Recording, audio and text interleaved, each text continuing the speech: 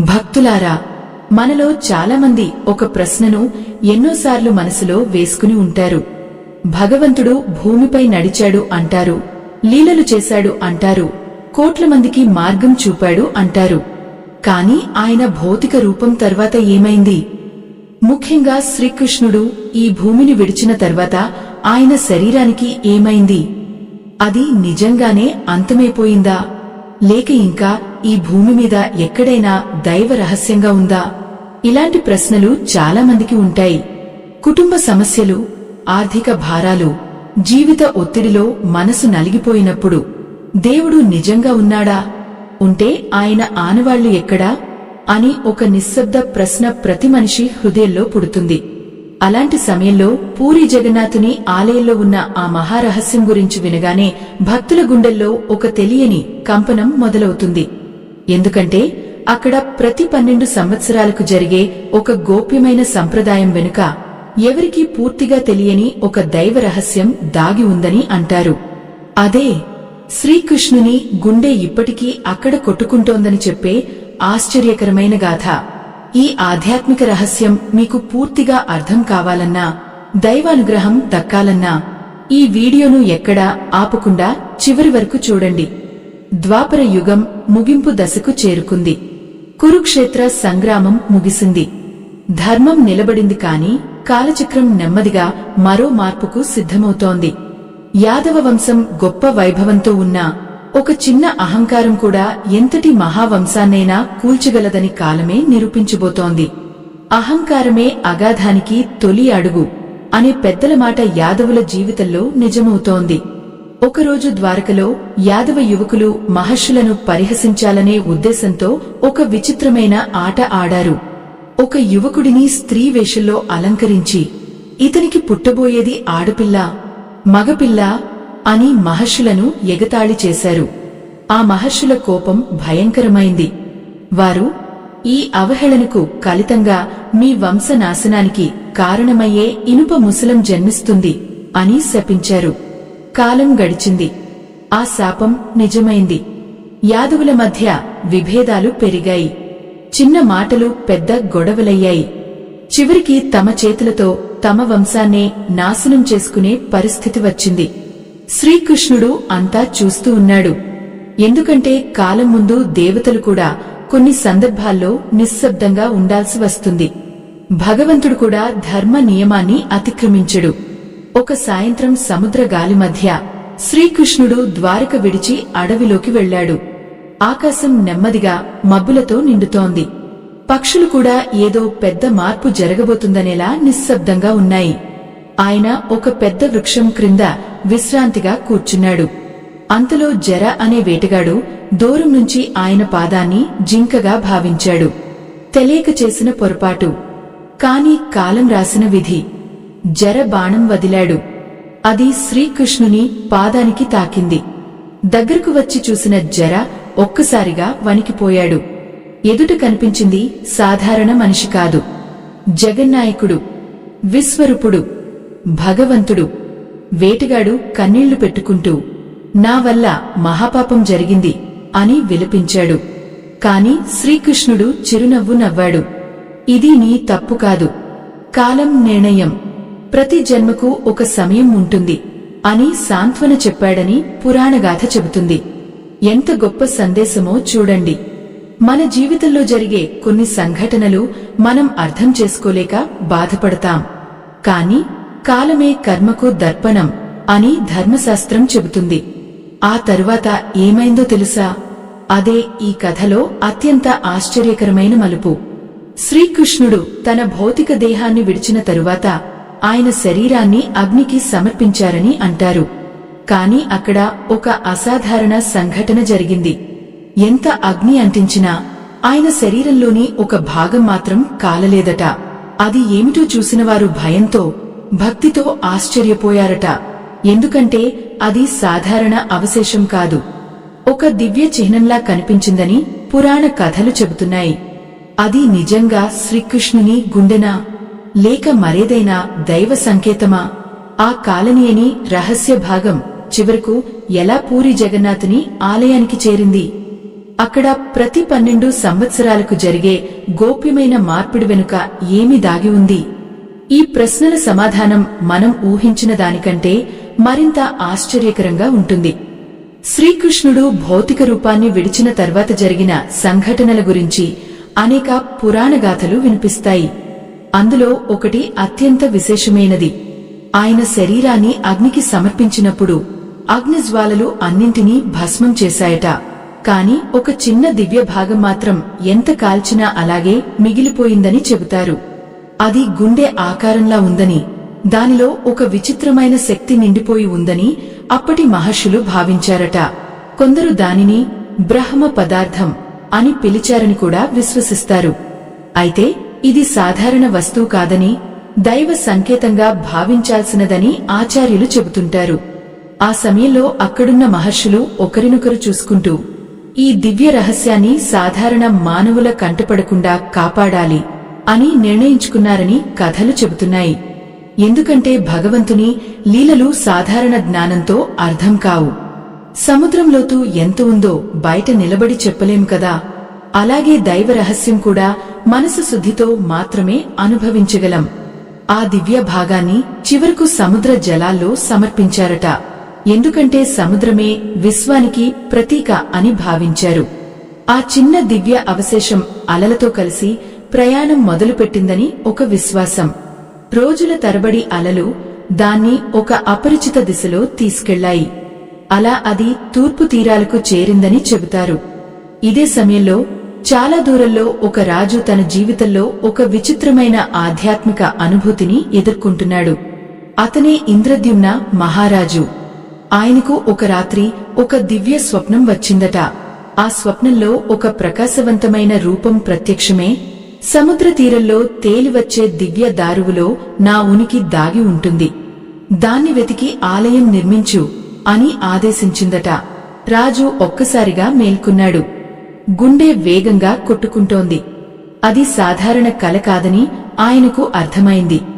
వెంటనే తన పండితులను, మహర్షులను పిలిచి జరిగిన విషయం వివరించాడు.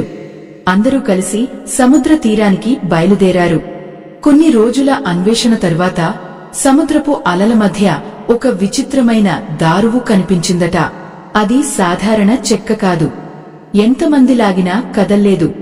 కాని భక్తితో ప్రార్థన చేసిన తర్వాత అది తేలికగా కదిలిందని గాథలు చెబుతున్నాయి. భక్తి ఉంటే భగవంతుడు దూరంగా ఉండడు అనే పెద్దల మాట అచ్చం ఇక్కడ నిజమైందని అనిపిస్తుంది. ఆ దారువును రాజు అత్యంత గౌరవంతో తీసుకువచ్చి ఆలయ నిర్మాణానికి సిద్ధమయ్యాడు. కాని ఇక్కడే మరో ఆశ్చర్యకరమైన సంఘటన జరిగింది. ఒక వృద్ధ శిల్పి రూపంలో ఒక రహస్యమైన వ్యక్తి రాజసభకు వచ్చాడు. అతడు, ఈ దారువుతో దైవ విగ్రహాలు నేను తయారు చేస్తాను. కాని ఒక నిబంధన ఉంది. నేను చేసే పని పూర్తయ్యే వరకు ఎవరూ తలుపు తీయకూడదు అని చెప్పాడు. రాజు అంగీకరించాడు. శిల్పి ఒక గదిలోకి వెళ్లి తలుపులు మూసుకున్నాడు. రోజులు గడిచాయి. మొదట్లో లోపల నుంచి పనిముట్ల శబ్దాలు వినిపించేవి. కాని కొన్ని రోజుల తర్వాత పూర్తిగా నిశ్శబ్దం అలుముకుంది. రాజుకు ఆందోళన మొదలైంది. లోపల ఏమైంది? వృద్ధుడు క్షేమంగానే ఉన్నాడా అనే భయం పెరిగింది. రాణి కూడా రాజును ఒత్తిడి చేసింది. చివరికి రాజు తన సహనాన్ని కోల్పోయాడు. తలుపులు తెరవాలని నిర్ణయించుకున్నాడు. మహర్షులు ఎంత చెప్పినా వినలేదు. తలుపు తెరిచిన క్షణంలో అందరూ ఆశ్చర్యంతో నిలిచిపోయారు. ఎందుకంటే అక్కడ కనిపించిన దృశ్యం సాధారణం కాదు. అక్కడ 3 దివ్య రూపాలు కనిపించాయి. అవే జగన్నాథుడు, బలభద్రుడు, సుభద్రమ్మ. కాని వాటి చేతులు పూర్తిగా లేవు. రూపం అసంపూర్ణంగా కనిపించింది. మరింత ఆశ్చర్యం ఏమిటంటే ఆ వృద్ధ శిల్పి అక్కడ కనిపించలేదు. ఆయన ఎక్కడికి వెళ్లిపోయాడో ఎవరికీ తెలియలేదు.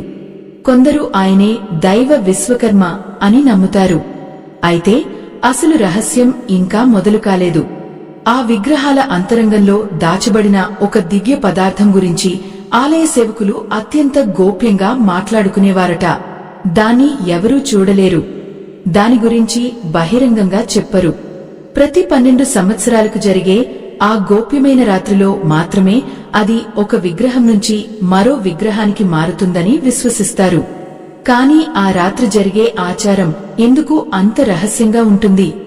ఎందుకు ఆ సమయంలో ఆలయం మొత్తం చీకటిలో మునిగిపోతుంది? ఆ దివ్య పదార్థాన్ని చూసినవారు నిజంగా బతికి ఉండరని ఎందుకు అంటారు? ఈ ప్రశ్న వెనుక దాగి ఉన్న రహస్యం వింటే మీకు గగుర్పాటు కలగక మానదు. పూరీ జగన్నాథుని ఆలయంలో ప్రతి 12 లేదా 19 సంవత్సరాలకు ఒకసారి జరిగే అత్యంత గోప్యమైన సంప్రదాయాన్ని నవకళేబర మహోత్సవం అని పిలుస్తారు. ఈ సమయం వచ్చినప్పుడు ఆలయంలోని దైవ విగ్రహాలను కొత్త దారుతో తిరిగి రూపొందిస్తారు. అయితే ఇది సాధారణ మార్పిడి కాదు. ఈ ప్రక్రియ వెనుక ఒక మహారహస్యం దాగి ఉందని భక్తులు నమ్ముతారు. అదే బ్రహ్మ పదార్థం అనే గోప్యమైన దైవాంశం. ఆ మహోత్సవం ప్రారంభమయ్యే రోజుల్లో పూరి పట్టణం మొత్తం ఒక ప్రత్యేకమైన నిశ్శబ్దంలో మునిగిపోతుందని అంటారు. ఆలయం చుట్టూ ఉన్న ప్రజలు కూడా భక్తితో, భయభక్తులతో ఆ రోజులను గడుపుతారు. ఎందుకంటే అది సాధారణ పండుగ కాదు. భగవంతుడు ఒక రూపం నుంచి మరో రూపంలోకి ప్రవేశించే పవిత్ర క్షణమని భావిస్తారు. ఈ ఆచారంలో అత్యంత ఆశ్చర్యకరమైన విషయం ఏమిటంటే ఆ బ్రహ్మ పదార్థం మార్పిడి జరిగే రాత్రి ఆలయంలోని దీపాలు కూడా పూర్తిగా ఆర్పివేస్తారట. విద్యుత్తు వెలుగులు ఉండవు. బయటకు ఎవరూ రారు. లోపలికి ఎవరూ వెళ్లరు. ఆలయ ద్వారాలు గట్టిగా మూసివేయబడతాయి. ఆ సమయానికి సేవ చేసే కొద్దిమంది వంశపారంపర్య అర్చకులకు మాత్రమే ప్రవేశం ఉంటుందని చెబుతారు. ఇక్కడ వినాల్సిన విషయం ఇంకాస్త ఆశ్చర్యకరం. ఆ దైవ పదార్థాన్ని స్పృశించే అర్చకులు కూడా కళ్లకు గంతలు కట్టుకుంటారట, చేతులకు వస్త్రాలు చుట్టుకుంటారట. ఎందుకంటే ఆ పవిత్రమైన రహస్యాన్ని నేరుగా చూడకూడదని ఒక విశ్వాసం. దైవాన్ని అర్థం చేసుకోవాలంటే వినయం కావాలి, పరీక్షించాలంటే అహంకారం వస్తుంది అని పెద్దలు చెప్పే మాట ఇక్కడ గుర్తుకు వస్తుంది. ఒక పాతగాథ ప్రకారం ఆ దివ్య పదార్థం గుండెలా స్వల్పంగా స్పందిస్తుందని కొందరు చెప్పుకున్నారట. మరికొందరు అది ప్రకాశించే దివ్య శక్తిలా ఉంటుందని నమ్ముతారు. ఇంకొందరు మాత్రం అది కాలంతో సంబంధం లేని ఒక రహస్య దైవాంశమని భావిస్తారు. కాని అసలు నిజం ఏమిటి అన్నది బయట ప్రపంచానికి ఎప్పటికీ పూర్తిగా తెలియలేదు. ఆలయ నియమం కూడా అదే. రహస్యం రహస్యంగానే ఉండాలి. ఇక్కడ మనం ఒక విషయం గుర్తుపెట్టుకోవాలి. ప్రతి దైవ క్షేత్రానికి ఒక ప్రత్యేకమైన గౌరవం ఉంటుంది. తిరుమలలో కొన్ని ఆచారాలు ఎలా గోప్యంగా ఉంటాయో అలాగే పూరీ జగన్నాథుని ఆలయంలో కూడా కొన్ని విషయాలు భక్తి విశ్వాసాల ఆధారంగా కొనసాగుతాయి. అది కేవలం కథ కాదు, తరతరాలుగా వచ్చిన ఆధ్యాత్మిక సంప్రదాయం. ఒకసారి ఒక వృద్ధ భక్తుడు తన మనవడికి ఇలా చెప్పాడట, "నువ్వు దేవుణ్ణి కళ్లతో చూడాలని ప్రయత్నించుకు బిడ్డా, హృదయంతో అనుభవించు. ఎందుకంటే దేవుడు కనిపించేది కన్నుకి కాదు, విశ్వాసానికి" అని. ఆ మాట చిన్నదే అయినా లోతైన సత్యాన్ని చెబుతుంది. మన జీవితంలో కూడా ఎన్నోసార్లు కనిపించని దైవ సహాయం మనల్ని కాపాడుతుంది. ప్రమాదం నుంచి బయటపడినప్పుడు, ఊహించని ఉపశమనం దొరికినప్పుడు, మనసు విరిగిపోయిన వేళ ఒక చిన్న ఆశ కనిపించినప్పుడు అది దైవ కరుణ కాదా? ఇలాంటి సమయంలో ఒక పాత సామెత గుర్తుకు వస్తుంది. భక్తికి భగవంతుడు బానిస. నిజమైన నమ్మకం ఉంటే దైవం మనకు ఎక్కడో ఒక రూపంలో సంకేతం ఇస్తుంది. శ్రీకృష్ణుడి కథలో కూడా అదే కనిపిస్తుంది.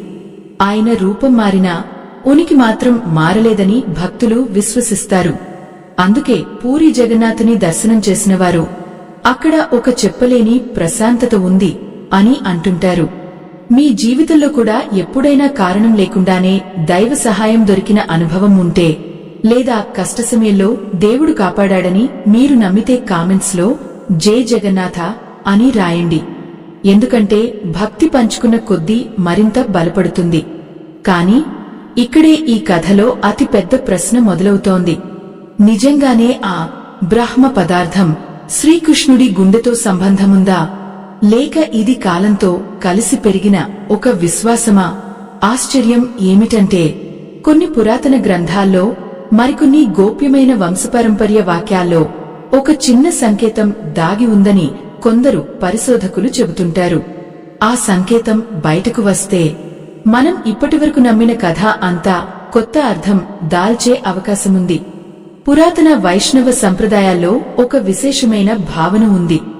భగవంతుని రూపం మారొచ్చు, ఆలయ విగ్రహం మారొచ్చు, కాని దైవతత్వం మాత్రం ఎప్పటికీ నశించదు అని. అందుకే పూరీ జగన్నాథుని ఆలయంలో జరిగే ఆ గోప్యమైన మార్పిడిని చాలామంది ఆత్మ ప్రవేశం గా భావిస్తారు. ఒక దారువు నుంచి మరో దారువులోకి కేవలం వస్తువు మారడం కాదు, దైవ చైతన్యం కొనసాగుతుందని విశ్వసిస్తారు. ఒక పురాతన గాథ ప్రకారం ఒకసారి పూరీ క్షేత్రానికి దూర ప్రాంతం నుంచి వచ్చిన ఒక భక్తుడు ఎన్నో రోజుల ప్రయాణం చేసి దర్శనానికి వచ్చాడట. కాని ఆలయ ద్వారాలు మూసివేసి ఉండటంతో అతడు తీవ్ర నిరాశకు గురయ్యాడట. రోజంతా ఆకలితో కూర్చుని ఒక్కసారి దర్శనం దొరికితే చాలు అని కన్నీళ్లతో ప్రార్థించాడని చెబుతారు. ఆ రాత్రి అతనికి స్వప్నంలో జగన్నాథుడు ప్రత్యక్షమే, ద్వారం మూసినా నేను మూసుకుపోను, భక్తి ఉన్న చోట నేనే ఉంటాను అని చెప్పాడట. మరుసటి రోజు ఆలయం తెరుచుకున్నాక మొదటి దర్శనం అతనికే దొరికిందని చెబుతారు. ఇక్కడ మనం ఒక సత్యం గ్రహించాలి.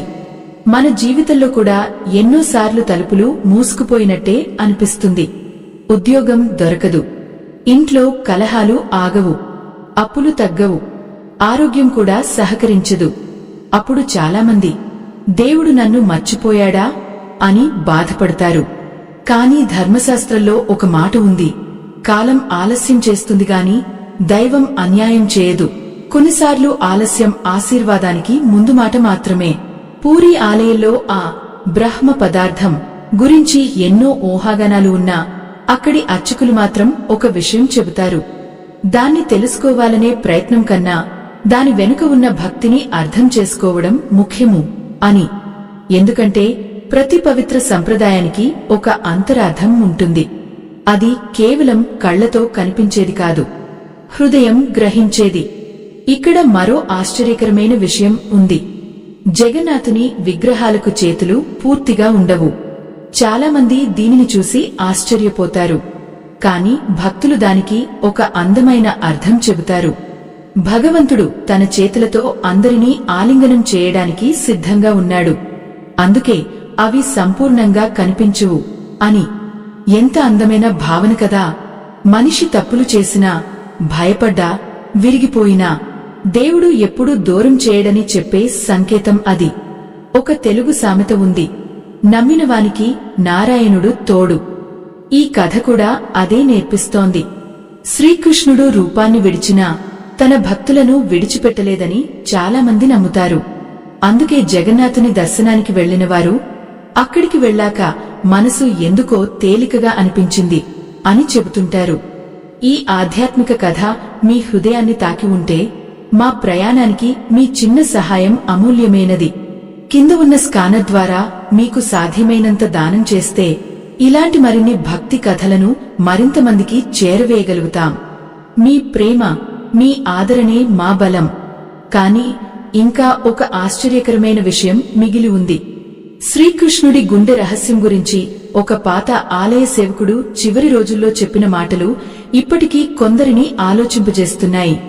అతడు చెప్పిన ఆ ఒక్క వాక్యం వింటే మీరు కూడా కాసేపు నిశ్శబ్దంగా ఆలోచించకుండా ఉండలేరు. పూరీ జగన్నాథుని ఆలయంలో తరతరాలుగా సేవ చేసిన కొందరు వంశపారంపర్య అర్చకుల గురించి ఒక విశేషమైన కథ వినిపిస్తుంది. వారు చాలా విషయాలు బహిరంగంగా చెప్పకపోయినా కొన్ని సందర్భాల్లో సంకేతాల రూపంలో కొన్ని మాటలు చెప్పేవారట. అలా ఒక వృద్ధ సేవకుడు తన జీవితపు చివరి దశలో ఎంతో నిశ్శబ్దంగా ఒక మాట అన్నాడని చెబుతారు. అది కళ్లతో చూడటానికి కాదు, హృదయం గుర్తించటానికి అని. ఆ మాట చిన్నదిగా అనిపించినా దాని వెనుక ఉన్న భావం ఎంతో లోతైనది. ఎందుకంటే మనిషి ఎప్పుడూ ప్రతి విషయానికి ఆధారం కావాలని చూస్తాడు. చూపించు, నిరూపించు, అప్పుడు నమ్ముతాను అంటాడు. కాని దైవం విషయంలో కొన్ని అనుభవాలు తర్కానికి అందవు. ఉదయం ఉదయించే సూర్యుడు ఎలా వెలుగునిస్తాడో మనం పూర్తిగా అర్థం చేసుకోకపోయినా ఆ వెలుగు మనల్ని తాకుతుందిగా. అలాగే భగవంతుని కరుణ కూడా కనిపించకపోయినా అనుభూతి అవుతుందని భక్తులు చెబుతారు. ఇక్కడ ఒక పురాతన ధర్మగాథ గుర్తుకు వస్తుంది. ఒకసారి ఒక చిన్న గ్రామంలో నివసించే వృద్ధ మహిళ ప్రతిరోజూ నారాయణుడి నామస్మరణ చేస్తూ జీవించేదట. ఆమెకు పెద్ద సంపద ఏమీ లేదు. ఇంట్లో తినడానికి సరిపడా ధాన్యం కూడా ఉండేది కాదు. కాని ఒక విశేషం ఉండేది. ఏ కష్టం వచ్చినా ఆమె ముఖంలో భయం కనిపించేది కాదు. గ్రామస్తులు ఆశ్చర్యపడి అడిగేవారు, నీకు ఇన్ని ఇబ్బందులు ఉన్నా ఎలా ఇంత ప్రశాంతంగా ఉంటావు అని. అప్పుడు ఆమె నవ్వుతూ, నేను నా భారాన్ని నేనే మోస్తే అలసిపోతాను, కాని దాన్ని నారాయణుడి పాదాల దగ్గర ఉంచేస్తే నాకు భయం ఎందుకు అని చెప్పేదట. కాలక్రమంలో ఆ గ్రామం ఒక పెద్ద కరువు ఎదుర్కొంది. చాలామంది ఇబ్బంది పడ్డారు. కాని ఆ వృద్ధురాలికి ఎప్పుడూ ఎక్కడో ఒక చోట నుంచి సహాయం వచ్చేదట. అప్పుడే గ్రామస్థులు భక్తి శక్తి ఏమిటో గ్రహించారట. భక్తి ఉంటే భయం తగ్గుతుంది అనే సామెత ఇక్కడ నిజమవుతుంది. ఇదే శ్రీకృష్ణుడి కథ కూడా మనకు చెబుతోంది.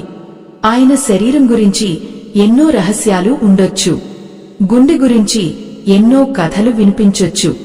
కాని అసలు సందేశం ఒక్కటే, భగవంతుడు రూపంతో కాదు, అనుభూతితో జీవిస్తాడు. పూరీ జగన్నాథుని ఆలయానికి వెళ్లిన కొందరు భక్తులు ఒక విచిత్రమైన అనుభవం చెబుతారు. ఆలయంలోకి అడుగుపెట్టిన క్షణంలోనే ఒక తెలియని ప్రశాంతత మనసును తాకుతుందని, కళ్లలో నీళ్లు తిరుగుతాయని, మనసులో ఉన్న భారాలు కాసేపు తగ్గిపోయినట్టు అనిపిస్తుందని. అది కేవలం భావోద్వేగమా లేక దైవస్పర్శ? ప్రతి భక్తుడి అనుభవం వేరు. కాని ఒక విషయం మాత్రం అందరూ ఒప్పుకుంటారు, అక్కడి వాతావరణంలో ఏదో చెప్పలేని పవిత్రత ఉంటుంది. కొన్ని పాత వంశపారంపర్య కథల్లో మరో ఆసక్తికరమైన విషయం చెబుతారు. నవకలేబర సమయంలో ఆ గోప్యమైన దైవాంశాన్ని మార్చే క్షణంలో అర్చకులు లోపల ఒక ప్రత్యేకమైన నిశ్శబ్దాన్ని అనుభవిస్తారట. బయట ప్రపంచం ఆగిపోయినట్టుగా అనిపిస్తుందని, ఆ క్షణం సాధారణ కాలానికి చెందనట్టుగా ఉంటుందని చెబుతారు. ఇది కేవలం విశ్వాసం కావచ్చు, లేక ఆధ్యాత్మిక అనుభూతి కావచ్చు, కాని దాని వెనుక ఉన్న భక్తి మాత్రం నిజమైనది. ఇప్పుడు ఒక ప్రశ్న మన ముందుంది. నిజంగా శ్రీకృష్ణుడి గుండె ఇప్పటికీ అక్కడే ఉందా, లేక అది భక్తి రూపంలో నిలిచిపోయిన ఒక సంకేతమా? ఈ ప్రశ్నకు స్పష్టమైన సమాధానం ఎవరూ ఇవ్వలేకపోయినా ఒక సత్యం మాత్రం కనిపిస్తుంది. కాలం మారినా, రాజ్యాలు మారినా, మనుషులు మారినా, శ్రీకృష్ణుడి పేరు మీద ఉన్న విశ్వాసం మాత్రం ఇంకా కోట్ల హృదయాల్లో కొట్టుకుంటూనే ఉంది. మరి ఈ కథ చివరికి మనకు చెప్పబోయే అసలు రహస్యమేమిటి? శ్రీకృష్ణుడి గుండె గురించి ఉన్న గొప్ప సందేశం మన జీవితానికి ఎలా వర్తిస్తుంది? ఆ చివరి సత్యం తెలుసుకున్న తర్వాత మీరు దేవుణ్ణి చూసే విధానం కూడా మారిపోయే అవకాశం ఉంది. మనిషి సహజంగా రహస్యాల వెనుక నిజం తెలుసుకోవాలనుకుంటాడు. నిజంగా ఆ గుండె అక్కడ ఉందా, అది నిజంగానే శ్రీకృష్ణుడిదేనా అనే ప్రశ్నలు మనసులో తిరుగుతూనే ఉంటాయి. కాని ఈ కథ చివరికి మనం గ్రహించాల్సింది ఒక గొప్ప ఆధ్యాత్మిక సత్యం. భగవంతుని మహిమ కేవలం ఒక వస్తువులో కాదు, ఒక ఆలయంలో కాదు, ఒక రూపంలో మాత్రమే కాదు, భక్తి ఉన్న ప్రతి హృదయంలో ఉంది. శ్రీకృష్ణుడు భూమిపై అవతరించాడు. తన లీలలతో ధర్మాన్ని నిలబెట్టాడు. ప్రేమ ఎలా ఉండాలో చూపించాడు. స్నేహం ఎలా కాపాడాలో నేర్పించాడు. బాధలో కూడా చిరునవ్వు ఎలా నిలుపుకోవాలో తెలియజేశాడు. ఆయన రూపం కాలంతో కలిసిపోయి ఉండొచ్చు, కాని ఆయన ఇచ్చిన సందేశం మాత్రం ఇంకా ఈ కాలంలోనూ మనతోనే ఉంది. అందుకే చాలామంది పండితులు ఒక మాట చెబుతారు, శ్రీకృష్ణుడు దేహంగా వెళ్లిపోయి ఉండొచ్చు, కాని చైతన్యంగా ఎప్పటికీ వెళ్లిపోలేదు అని. ఇక్కడ ఒక చిన్న కాని లోతైన ఉదాహరణ ఉంది. ఒక చిన్న బాలుడు తన తాతను అడిగాడట, తాతయ్య, దేవుడు ఎక్కడ ఉంటాడు అని. అప్పుడు తాతయ్య నవ్వి, నువ్వు ఎవరికైనా సహాయం చేసినప్పుడు, ఏడుస్తున్న వారిని ఓదార్చినప్పుడు, నీ దగ్గర ఉన్నది పంచుకున్నప్పుడు అక్కడ దేవుడు ఉంటాడు బిడ్డా అని చెప్పాడట. ఆ చిన్న మాటలోనే పెద్ద సత్యం దాగి ఉంది. చేసిన మంచే చెల్లుబాటు అనే తెలుగు సామెత ఇక్కడ సరిగ్గా సరిపోతుంది. మనం భక్తి అంటే కేవలం ఆలయానికి వెళ్లడం, దీపం పెట్టడం మాత్రమే అనుకుంటాం. కాని నిజమైన భక్తి మన ప్రవర్తనలో కనిపించాలి. అప్పుడు మాత్రమే దైవం మన జీవితంలో నడుస్తుంది. శ్రీకృష్ణుడి కథ కూడా అదే నేర్పిస్తుంది. యుద్ధంలో ఉన్న అర్జునుడికి ఆయన చెప్పిన సందేశం కూడా ధైర్యం, కర్తవ్యం, విశ్వాసం గురించే కదా. పూరీ జగన్నాథుని గుండె రహస్యం గురించి నిజం పూర్తిగా ఎవరికీ తెలియకపోవచ్చు. అది విశ్వాసం కావచ్చు, ఒక గొప్ప సంప్రదాయం కావచ్చు, ఒక దైవ సంకేతం కావచ్చు. కాని ఈ కథ మనకు ఇచ్చే గొప్ప బోధ ఏమిటంటే భగవంతుని ఉనికి ఎప్పుడూ అంతరించదు. మనం దూరమవుతాం గాని ఆయన మనల్ని ఎప్పుడూ విడిచిపెట్టడు. మీకు ఈ ఆధ్యాత్మిక ప్రయాణం హృదయాన్ని తాకి ఉంటే ఇలాంటి మరిన్ని భక్తి కథలు మరింత మందికి చేరేందుకు కింద ఉన్న స్కానర్ ద్వారా మీకు సాధ్యమైనంత సహాయం చేయండి. మీ చిన్న సహకారం కూడా మరొకరి మనసులో భక్తి వెలుగు వెలిగించవచ్చు. చివరగా ఒక ప్రశ్న మీకోసం వదిలి వెళ్తున్నాం. నిజంగా శ్రీకృష్ణుడి గుండె పూరిలో ఉందా, లేక ఆయన గుండె తనను ప్రేమగా స్మరించే ప్రతి భక్తుని హృదయంలో కొట్టుకుంటుందా? ఆ సమాధానం ప్రతి మనసులో వేరుగా ఉండొచ్చు. కాని ఒకటి మాత్రం నిజం, భక్తి ఉన్న చోట దైవం ఎప్పుడూ దూరం కాదు. ఈ ఆధ్యాత్మిక ప్రయాణం ఇక్కడితో ముగిసిపోయింది. స్వస్తి.